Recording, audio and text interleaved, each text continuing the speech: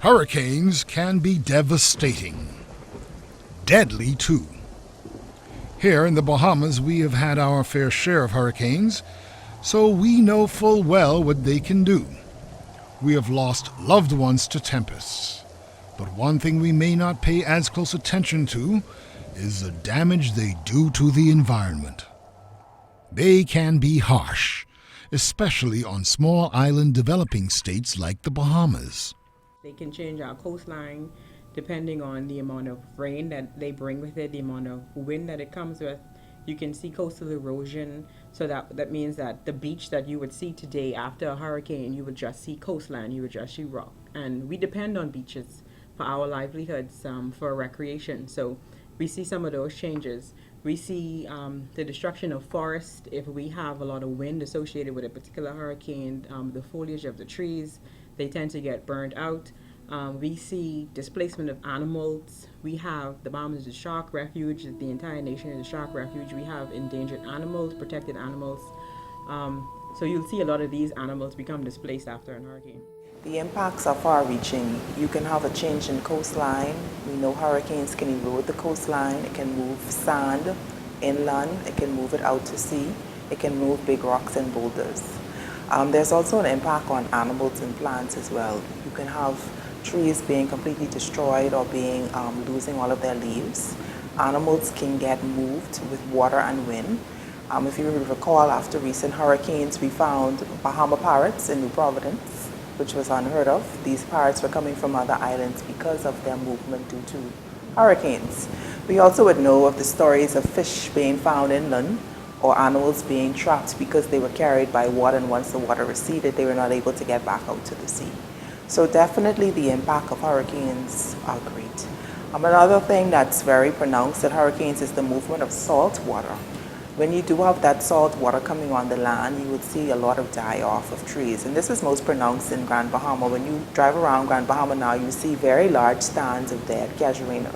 Lots of people are wondering what's happened with that, but that's the result of hurricanes, because these trees cannot take the high level of salt that would have been associated with flooding and storm surge coming on the land after a hurricane event. The National Emergency Management Agency coordinates relief efforts in the Bahamas. Director, Captain Stephen Russell, recalls some of the most challenging situations hurricanes have dealt us. But I'm looking back at, for example, on Hurricane Joaquin in 2015. We saw clear examples of how ferocious and deadly these storms can be, and the impact they can have on environments. If you remember going into Landrail Point in the Crooked Island area, we saw boulders in people's front rooms the size of almost small Volkswagen cars. It shows you the capacity that these storms can generate debris from the sea. Here in New Providence, at some point in time, you saw where along the Esplanade, tons of sand was washed ashore. Okay, and likewise, we saw a similar exercise in San Salvador after one storm. Again, tons of sand from the sea was washed ashore, blocking passageways in some of those islands. I saw in Governor's Harbor one year where tons of seaweed were deposited ashore in the Governor's Harbor area, making it impossible. So again, these hurricanes have the capacity to really wreak havoc on our environment. Likewise, coastal erosions, making roads impassable. These all are some of the results of the impact of these major storms. We had, because of the surge that came ashore, we had an area in Crooked Island, they called it the Grand Mary, almost a mile stretch of land where the surge came inland and there's nowhere for the water to escape. Okay, so the water stayed 3 feet of water, 4 feet of water stayed on an area of almost a mile for almost 6 weeks. And once it was allowed to recede a bit, we were able to get some drill trucks to come and drill some wells in that area to allow the water to escape. So Hurricane Joaquin, what we saw in Crooked Island, as well as in Landrail Point, upper part of Crooked Island, we saw the devastation caused in southern Long Island as well. So that stands out as one of the main ones for the past decade affecting the Bahamas. Scientists and ordinary citizens look to the meteorological department to give advice when storms form and the level of threat they pose. But what do meteorologists look for when systems develop? Well, there's several factors we look at, and all of them have to be working more or less together. For instance, we know that sea surface temperature is going to get, once we see it getting up over 28 degrees Fahrenheit, Celsius around that temperature and rising, then we know now. So when we see the sea surface temperature is so warm, so one thing we know right away, the heat source is there, so the energy is available. We look for any disturbance in the atmosphere. In our area, for the Atlantic Basin for us, we look at what goes on in the Sahel Desert in Africa. See disturbance, that's where most of our disturbance would begin. And we begin to watch those disturbances as they move over. We look at atmospheric conditions, how favorable are they toward these disturbances as they move in.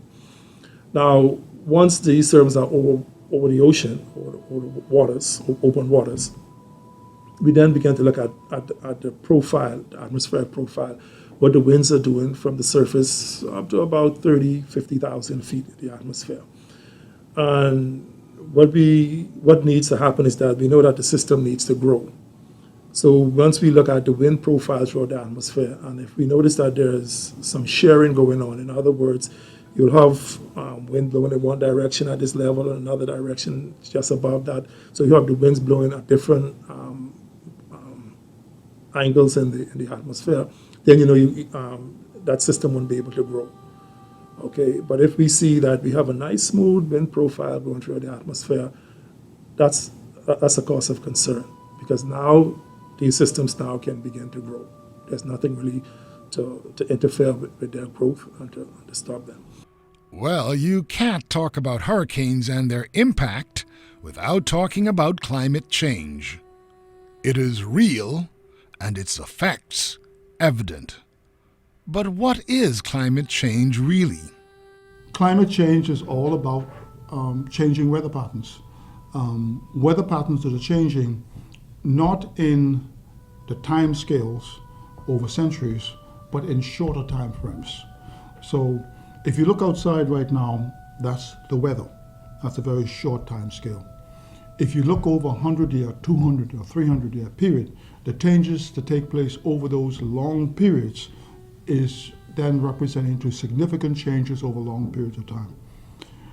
Climate change, as we know it today, is as a result of the fact that at the beginning of the industrialization period, the use of fossil fuels, coal, oil, burning of those things, released into the atmosphere vast amounts of carbon dioxide. And carbon dioxide in our environment, at the same time that you're cutting down the forest in Brazil and forests across the world, then leads to a buildup in the concentration of carbon dioxide in the atmosphere that leads to global warming. So what you're saying, so people can understand it clearly, is that whatever happens in another part of the world can directly affect us right here in the Bahamas. That's correct. And also what has taken place in the last century, which is in the 1800s, the 1700s and 1800s, is affecting us today. And just how critical is the situation, and how vulnerable are the islands of the Bahamas to this phenomenon that we have no control over? 80% of the Bahamas is within 1 meter or 3 feet of mean sea level. And I say 80%, I mean that, 80%, not that this is trivial. The whole island of Andros, which is the 5th largest island in the Caribbean, is essentially all at sea level. If you look at the Little Bahama Bank, Abaco, Grand Bahama, on the backside of those areas, the whole areas are essentially at sea level. What we have is we have a coastal ridge on one side, and behind that it is all of what looks like South Beach. Very low-lying land that runs all the way to deep drop-offs further out. So 80% of the Bahamas is within 1 meter, 3 feet of mean sea level. The vast majority of our development, our settlements where people live, is on the shoreline. And that shoreline is also adjacent to deep troughs or deep water on the outside. So if you look at Nassau Harbor and you look out at the lighthouse and you look beyond that, you have gone from essentially 20 to 30 feet down to 1,000, 3,000 fathoms in the space of a couple. So when we look at the water and sea level rise, we are as close to it as you need to be in order to feel its effects. That's one thing. The other thing, of course, is that Sea level rise is not only about the ocean, it's also about how water interacts on the land.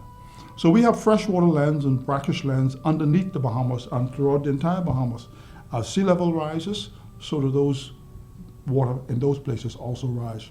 So it's not just from the sea, but it's also flooding and inundation and storm surge that as that water interacts one with the other. So our vulnerability is by virtue of the fact that we are already living in a hazardous place and with elevations that does not allow us to retreat. The fact that the climate is changing, has changed, and will continue to change into the future. And the fact that all of our human settlements and developments are already in the splash zone for which impacts can occur almost immediately. So, to tackle the climate change issue and to try to reverse its threat, the global response and collective action is crucial. The Bahamas is part of that action, and Philip Weish has been a key player in those global strategies for years, and the struggle to reach agreed targets.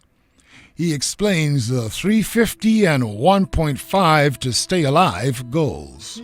The reality is the following. If global action is not taken to address climate change and to reduce the emissions of carbon dioxide and increase its sequestering and to reduce its temperature loading, it means that not just the Bahamas will be severely impacted and portions of it will be underwater. All of South Florida, all of areas of New York, it's a global phenomenon. All of Bangladesh, everywhere else. But the thing that I'm concerned about is my own home, my own territory. And that would therefore mean that for us, we would have to do things radically different, and we would need to start strategizing as to where do we safely locate Bahamians to should the inevitable take place. How do we properly build our homes and make our building envelopes as safe as possible so that people can withstand and they can stay where they are? How do we deal with a thing called heat stress? And this is something that's related to climate change that nobody hardly ever pay attention to. What it means is that what happens is that as more energy is absorbed into the atmosphere, we see more occasions where it becomes unbearable for you to live without air conditioning or without some sort of systems to cool yourself down. And to the extent that we think in terms of air conditioning is a luxury item that only the wealthy can afford. Well, the thinking now is that air conditioning is something that needs to be available to everybody, and also at times in which you, as in the case of the United States, they open up air cooling systems because they need people to get out of their homes and into an air conditioned building, especially the most vulnerable, the very young and the elderly, because that's the only way they can deal with heat stress. And heat stress is, even for us, it will get to the point where the humidity is so high, the temperature is so high, you run the risk of collapse or death as a result of the fact that the environment is harmful to you. Mother Nature has her own safeguards to defend against storms. Coral reefs are at the top of the list. Globally, they help protect more than 197 million people from storm damage and erosion. Reefs really are our first line of defense when it comes to hurricanes. As a storm is rolling in, that's where the waves are breaking. They're breaking on the coral reef, and it's a huge amount of energy. So you're often seeing situations where coral heads can be toppled over.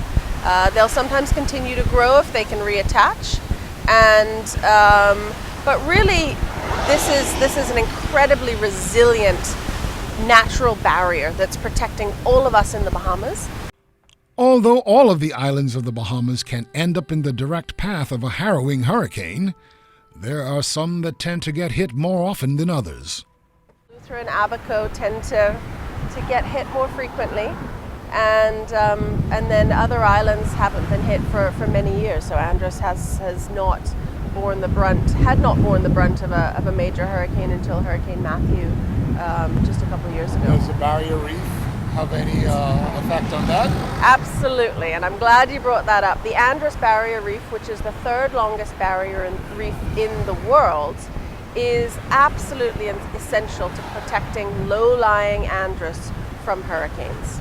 So coral reefs in general can reduce wave energy and wave energy by about 97%. So imagine Andros without that barrier reef, and think about the impacts after Hurricane Matthew. If Andros didn't have the barrier reef and didn't have such intact mangrove wetlands, because mangrove wetlands are also critically important for protecting the land and the people behind them.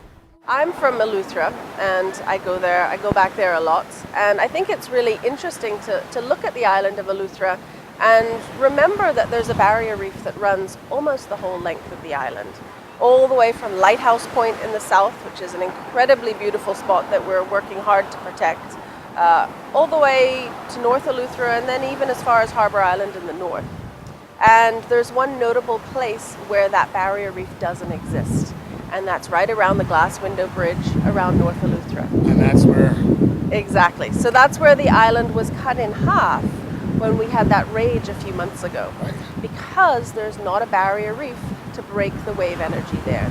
And that's just the geology of the island. There never was a barrier reef. It's much deeper water there. But it's a prime example of why they're so important. Exactly. So we would have had that kind of runoff or runover of ocean waves across the whole length of Eleuthera and Harbour Island if we didn't have that barrier reef breaking 97% of the wave energy of those really intense storms.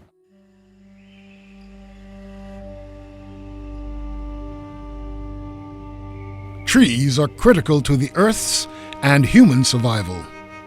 In the Bahamas, there are 3 types of forest.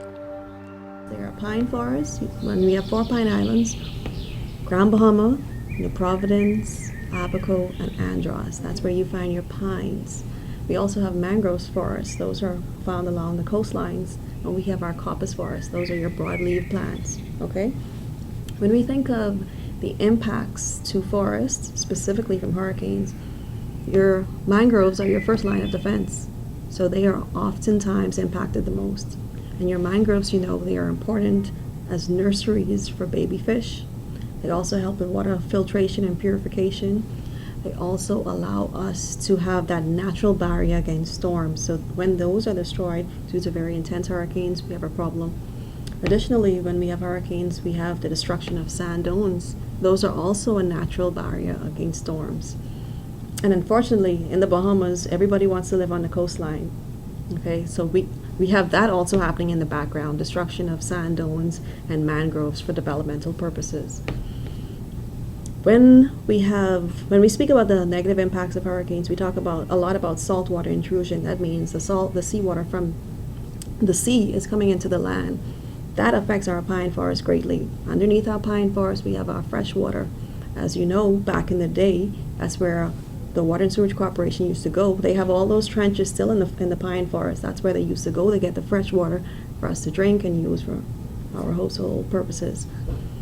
When that salt water comes in, that destroys the freshwater lens. It takes a long time for that to rebound because our freshwater lens is so close to the surface. Okay?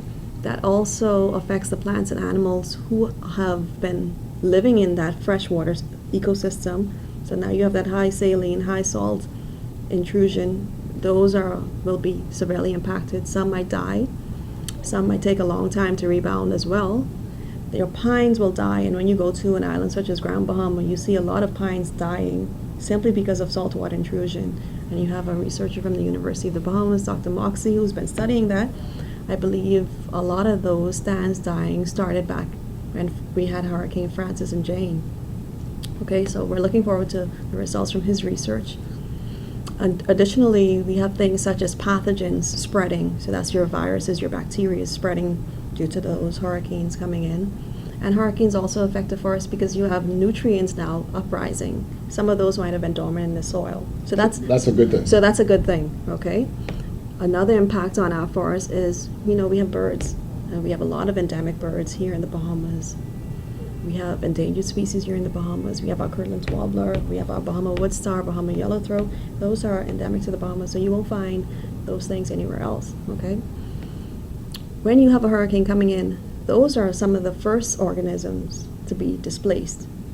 And for a bird such as the Kirtland's warbler, which is a migratory bird, he's going to be blown far away from his home range. And when I say home range, that's the area that that bird occupies, okay? And especially our shoreline birds, birds in the forest, coppice forest, pine forest, all of those. So they will be displaced. A hurricane could also cause a freshwater intrusion in a forest where salt water prevails. You might have plants and animals that have adapted to this high saline or high salt environment, but because of the hurricanes, you have a lot of rain coming in, so flooding, that dilutes the salt in their ecosystem, and so they might also be impacted. Okay, so that's the flip side of the coin, if you will. What else? In terms of management, okay, what can we do to make our forests more resilient? In the forestry unit, we have been preparing forest management plans, so that gives you a scientific prescription of how these areas should be managed over time.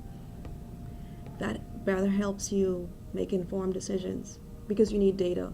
So if we have baseline data before a hurricane happens, we compare it to going out there after a hurricane occurs so that we can see the changes. Additionally, in the forestry unit, we're doing something called our forest inventory assessments. So that tells us how our forests are growing, how regeneration is occurring. That tells us about the volume of trees in the forest. That tells us about species composition, species diversity, forest structure, all of those things. That's important data to have. It also tells you how much carbon is being stored in your trees, the leaves, in the soil itself, because as you know, our forests are major sources of carbon. So they serve as a carbon sink and also a carbon source. We, as people, we breathe in oxygen, so we inhale oxygen and we exhale carbon dioxide. The forest, those trees, they take that carbon and they store that for us. So we say a carbon source. They store it for us. What's the benefit of that?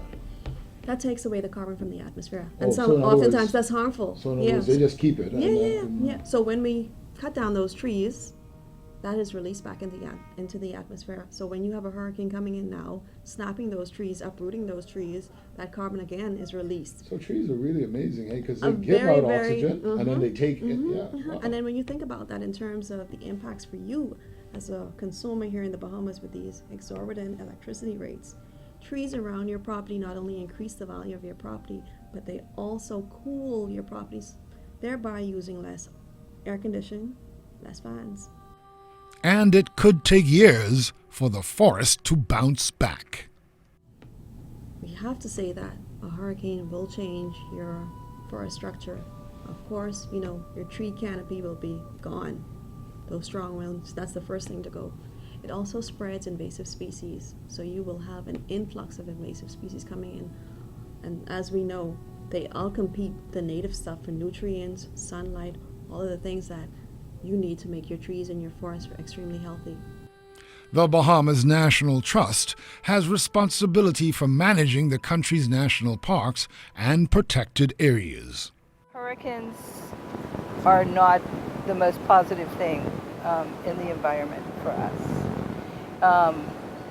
We have to look at the marine because we have parks that protect marine environments, and then we also have to look at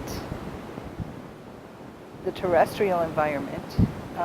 We're here at the retreat, and this property alone has had major impacts from hurricanes from the 1920s onwards. In fact, if we look historically at the story of the retreat, it's just progressively, a garden like this is impacted by hurricanes in a major way. Mrs. Langlois, who was the owner of the property, documented the 1929 hurricane where the house was actually almost leveled, where the whole tree canopy was taken out by that hurricane. So hurricanes do have a detrimental effect on ecosystems in the Bahamas. One of the interesting things B&T officials observed was related to the Bahama parrot in Abaco. 10 years ago, the population of the Bahama parrot kind of hovered on the island of Abaco, which is its northern breeding ground, at about 1,500 birds. We had identified that we needed to do a predator control program. The biggest impact on the birds was the fact that There were feral cats that were living in the national park. We had been able to create the Havoc1 National Park, which created the protected the breeding ground of the Bahama parrot. There is a Bahama parrot in Inagua too, but unlike the ones in Abaco, they build their nests in trees. But BNT officials made interesting observations about another Inagua-based bird's hurricane habits: the flamingo.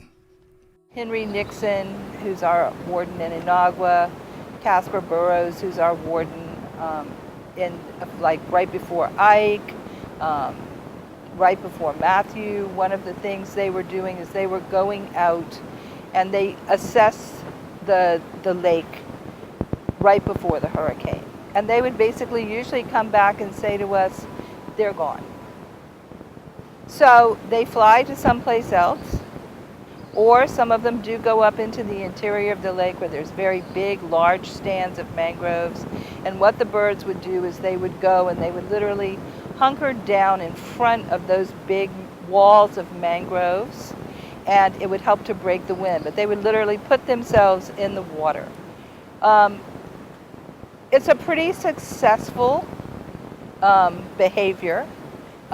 2 days after the hurricane, the flamingos were back on the lake. All right. It was not the same way in Cuba this time after Irma, though. There was huge loss of flamingo life in the outer Keys after Hurricane Irma hit Cuba. Obviously, the birds didn't go, and there was no place to shelter, and the population in Cuba really suffered a big blow from that hurricane. We were lucky in the Bahamas, and you know, birds have, I guess it's almost instinctual memory as to know what to do. Some birds, though, are sedentary. So some birds, like the Bahama parrot, they wouldn't leave. They won't leave Inagua. They won't leave Abaco. But those birds, actually what they do is they get up into forested tree areas to break the winds. And someone posted a picture when Irma passed through a parrot in a tree. They literally get hold and hang on, and the branch is blowing and moving, and those birds are just hanging on for dear life.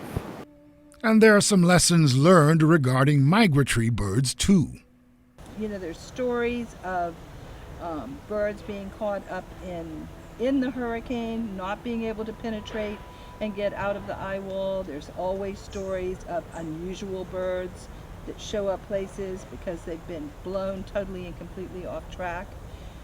For the Bahamas, we would be concerned about a migrating songbird like the Kirtland's warbler, which is an endangered species. The Bahamas is the major wintering ground for this bird. But this is where their migratory time really works in their favor, because we've been able to do studies over the last 10 years studying what the warblers need for habitat, what kind of food do they need to eat, and also documenting when they're arriving in the Bahamas and when they're leaving. We know that Kirtland warblers don't start to leave Michigan until probably the end of September, first part of October, because that's when they're coming back and they're landing in Eleuthera. So timing is also something that helps these birds as well. Post-hurricane efforts by the BNT also focus on coral reef impacts. And basically what we found was that there was a lot of sand and mud that had been put on the reefs. We found that the reefs had been impacted, you know, broken rocks or big rocks or boulders that were there that would have been impacted by wave action and drug across the reef can cause impact. And when I spoke to Lindy and I said, well, what do you do about the mud and the sand?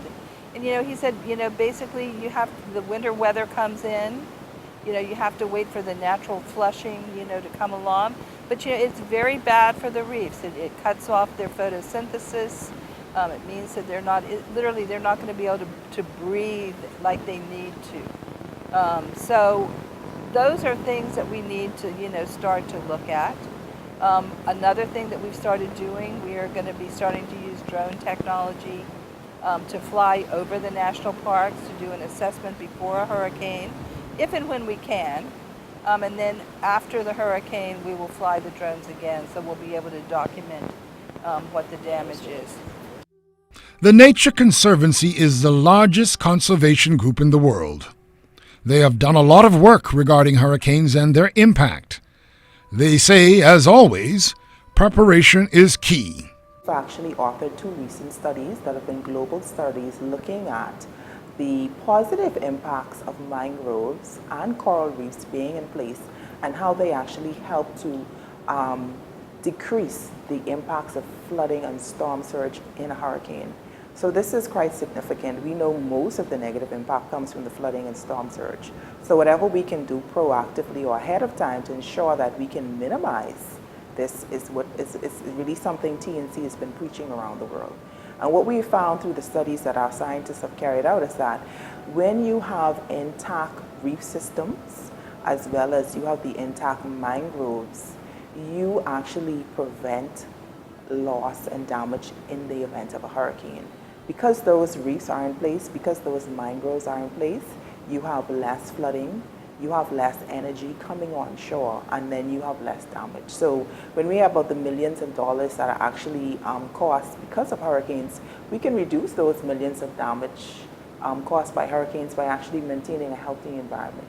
So we want to encourage persons to not just think about benefits of our marine environment, such as getting your Kong salad or going out and having a nice day on the beach. The benefits are also coming because these healthy ecosystems are going to be the ones to help reduce flooding and storm surge whenever a storm comes. And after a hurricane? When we rebuild, we want to rebuild not just the infrastructure on the land or the hard infrastructure. We also want to think about how can we help any ecosystems or environments that have been damaged, how can we help to restore them? So this may be in the case of where you have a coastline that's been damaged. Can we do some restoration of native plants and try to get the coastline back intact? Can we do restoration of coral reefs that may have been damaged in a storm so that we can get these systems back in place to help us with fighting the effects of a storm? There are some other benefits to the environment after a hurricane strikes. So ecosystems, and coral reefs is a great example of one, do benefit from some level of disturbance. And it's a very scientific term called the intermediate disturbance hypothesis. And the intermediate disturbance hypothesis basically says that you have the most diversity in an ecosystem when you have an intermediate, a sort of middle level of impact.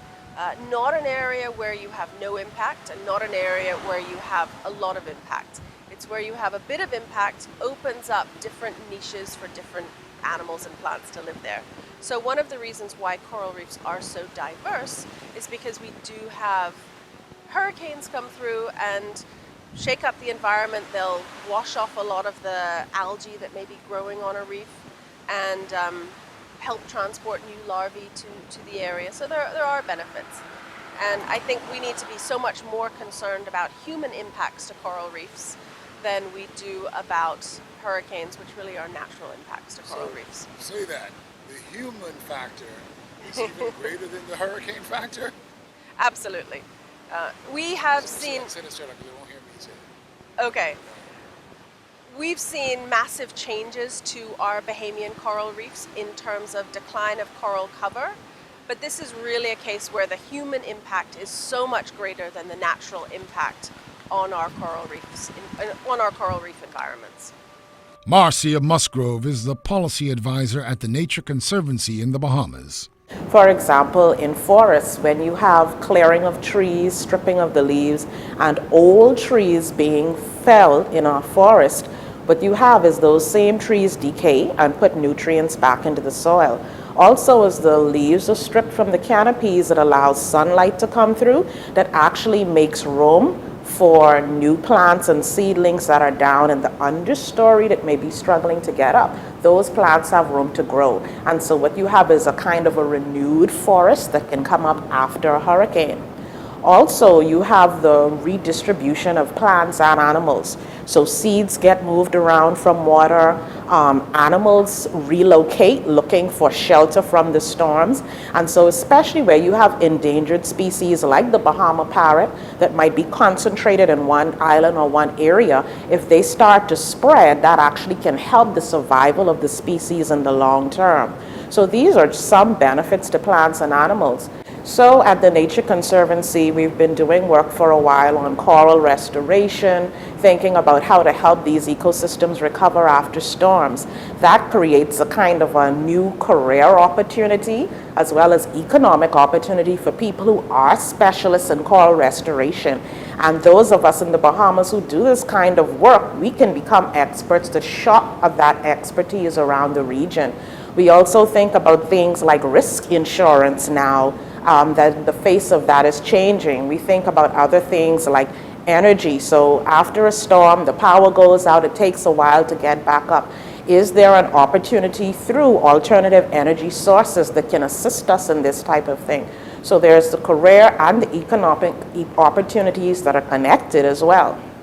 Now, while the Bahamas is one of the small emitters contributing to climate change, there are some things we can do to minimize the impact of this could-be crisis. Some of the issues, and this is what is being said over and over and over again, when we talk about energy supplies and issues of renewable energy and energy efficiencies, the government policy is, for example, to go to LED, light-emitting diodes, which is a way of reducing the amount of greenhouse gases.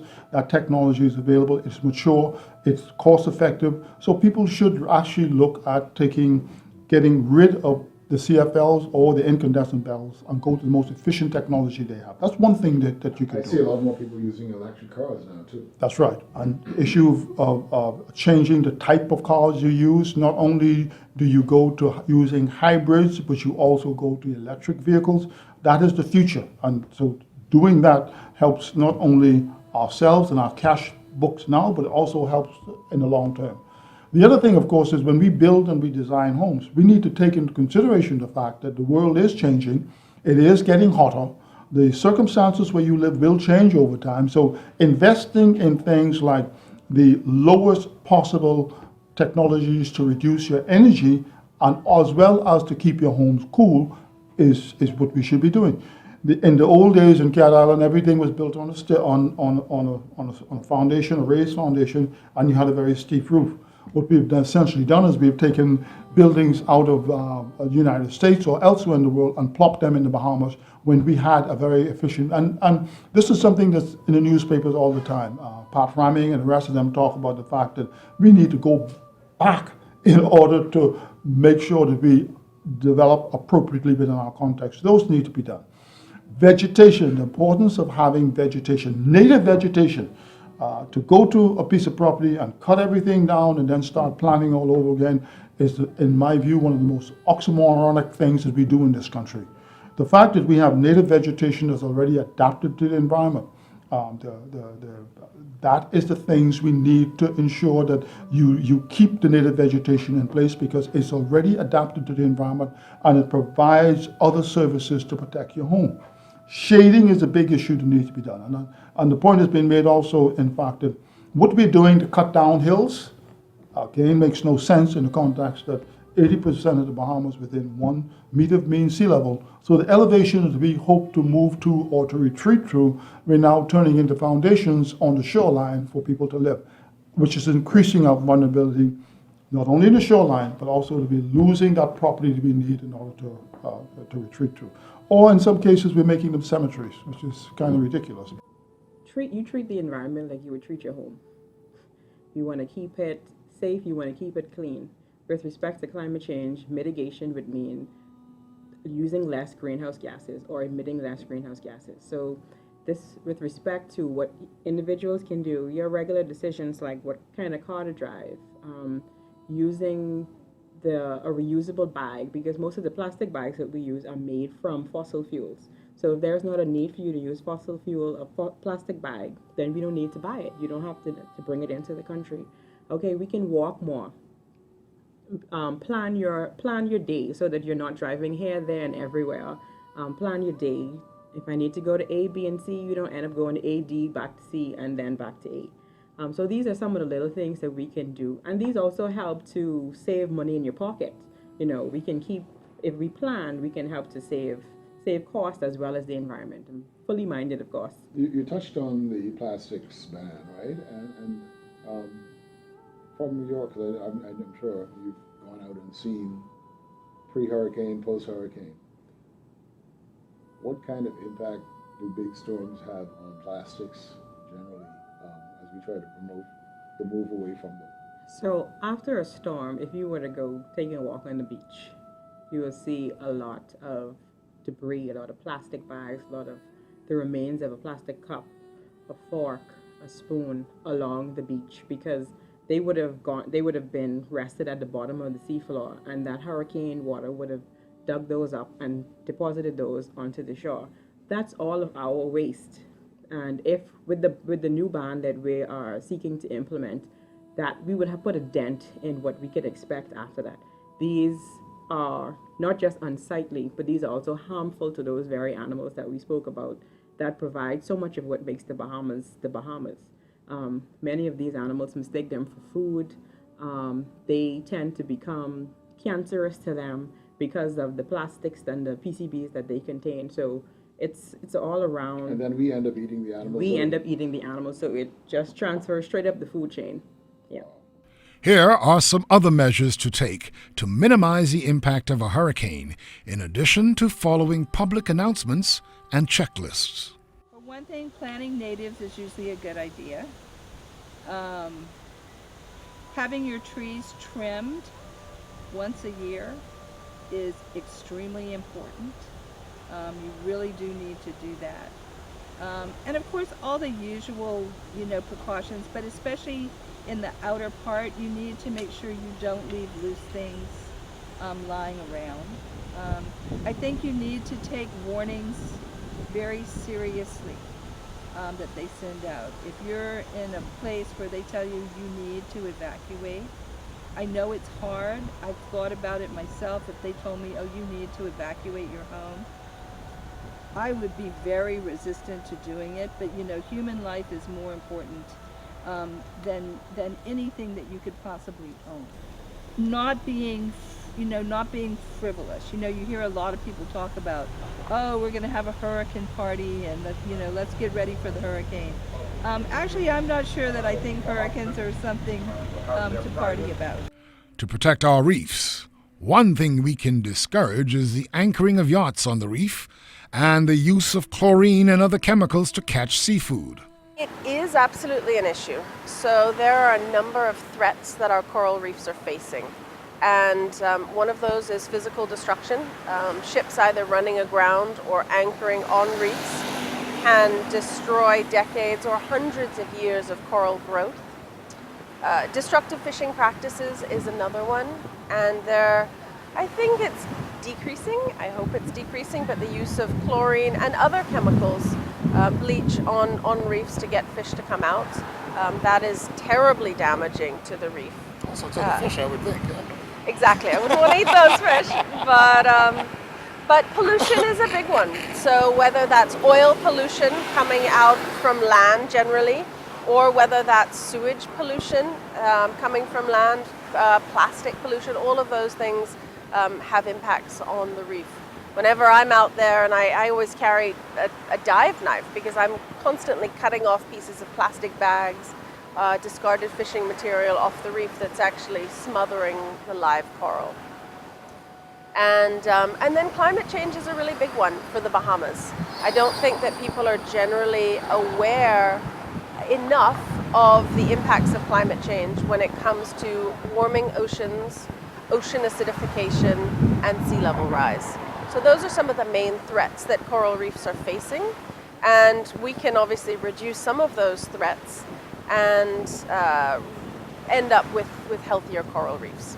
So marine protected areas are a really important tool for protecting all the ecosystems in the marine environment, in particular coral reef. In the Bahamas, we build seawalls, and while they might give a financial boost to some, they might not be the best option for protecting our Our islands. investment is much better spent in protecting the reefs that provide that natural and naturally restoring line of defense. So coral reefs and then also seagrass beds and mangroves are probably more valuable for the country than man-made infrastructure such as seawalls. Seawalls can actually cause damage to the natural dune and as a result to the beach that they are built to protect. So a natural shoreline that would have a sloping beach and then a dune with native vegetation, sea oats and that kind of thing, that is keeping the beach in good shape, keeping the beach as a buffer. And conversely, seawalls actually can contribute to erosion. So what we need more is the kind of vegetation we see along the lines here. That's the best kind of natural buffer. Exactly. So in the Family Islands, you see a lot of natural dunes that are providing great protection for the areas behind. And in New Providence, it's a bit harder to find, but the beach strip along Orange Hill Beach, you actually do have that natural dune. And there's some places out by Clifton where you have some of those natural dunes remaining. So it's really important to think about planning and to think about coastal setbacks when we want to protect our islands from hurricanes.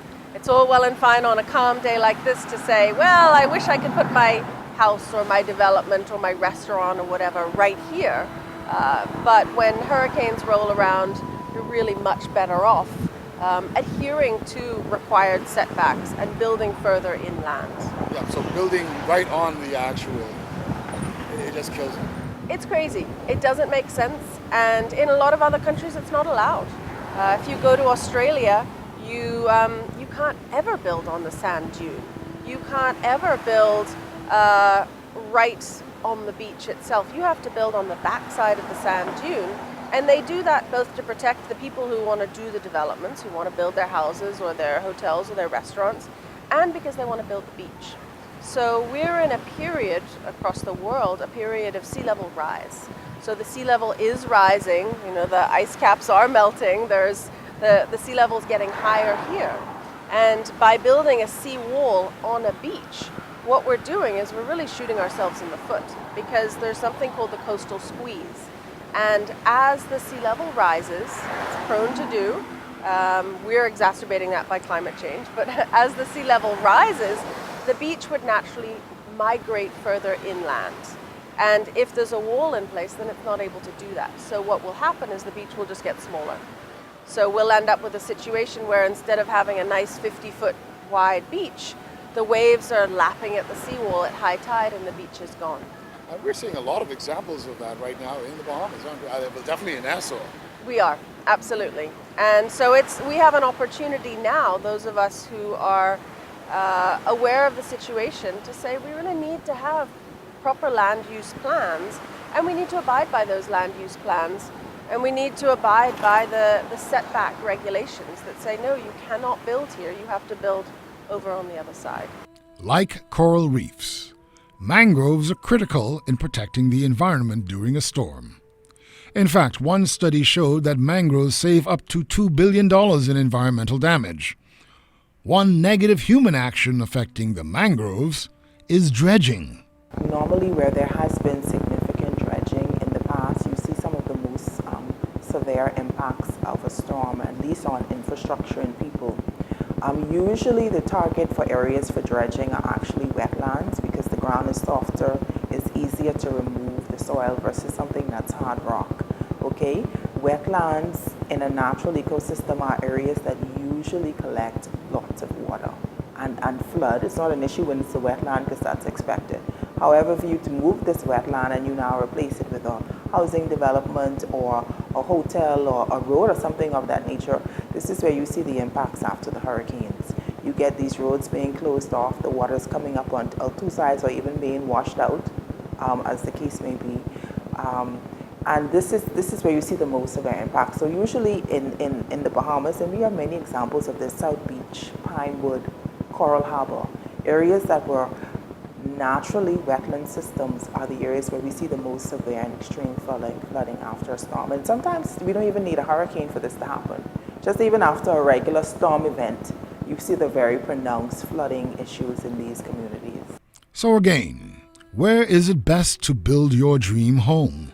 So when you're thinking about buying property, you need to be thinking about getting someplace that's elevated. You need to be thinking about being inland. Don't, even though we all want, we have this dream of the beachfront property. Perhaps that's not the best. You maybe need a piece of property up on a hill where you can still have a beautiful view of the beach, but if there's some flooding, you at least have some elevation to mitigate the flooding for you and your family.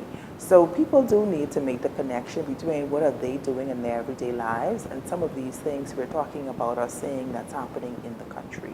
So education by far is one of the biggest things. The internet is, there's tons of information out there. Our organization, the Nature Conservancy, and others in the country are happy to provide any information to the public if they would like to find out more about these issues.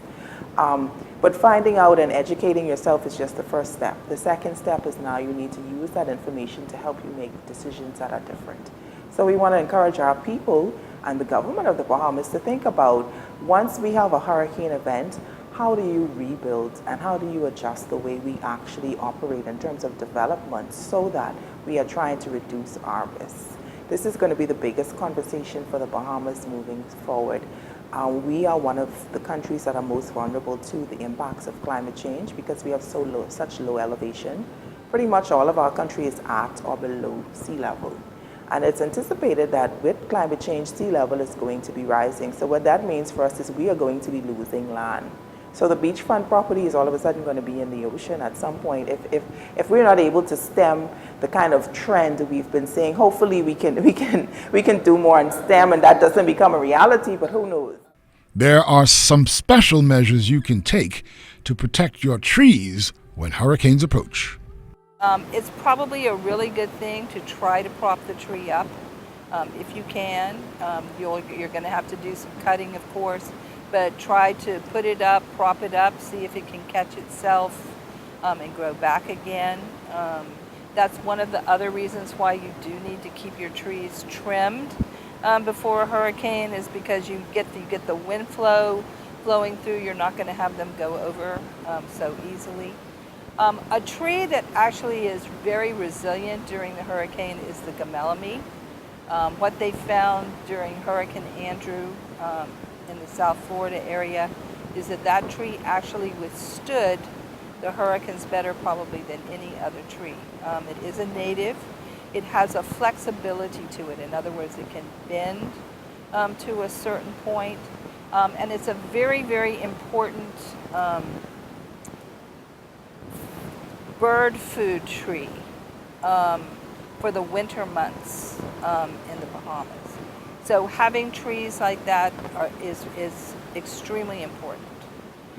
One of the biggest things that happens for wildlife is after a hurricane, you find that lots of times they're struggling for food because it's been so impacted. The first month after a hurricane, our Bahama wood stars are extremely impacted by hurricanes. There's no flowers, they're nectar feeders, and so lots of times we encourage people immediately after hurricanes to put nectar feeders out for our Bahama wood star hummingbirds. And they will come to them very quickly. The Bahamas has a 10,000 tree planting initiative which has been successful. We are planting more trees in the event that you have a hurricane that removes your trees or trees are removed for developmental purposes. Okay, that's good. And it's supposed to be done within a calendar year? Yes, in the calendar year. So December 31st, we want to have our 10,000th tree already planted. Last year we had Prime Minister Minnis plant the 10,000th tree. One other way to protect our forests: proper land use and planning. Gone are the days when we can operate and just have things with competing interests side by side. Okay, we cannot have a auto mechanic shop in the midst of a forest. Okay, so proper land use planning is essential. Proper land use maps to determine exactly where things should go is essential to the working of a country such as ours. especially a country such as ours where land is a constraint. Another good thing the Bahamas is doing is expanding our marine protected areas. The Bahamas has committed to protecting 20% of our marine environment within marine protected areas by the year 2020. And this is good news for anybody who lives in the country and who relies on tourism and fishing and who likes to eat fish, because this will result in healthier ecosystems and healthier benefits for everybody in the country. In spite of the damage a hurricane can inflict on the environment, the human factor is still harsher than a hurricane. We've seen massive changes to our Bahamian coral reefs in terms of decline of coral cover, but this is really a case where the human impact is so much greater than the natural impact on our coral reefs, on our coral reef environments.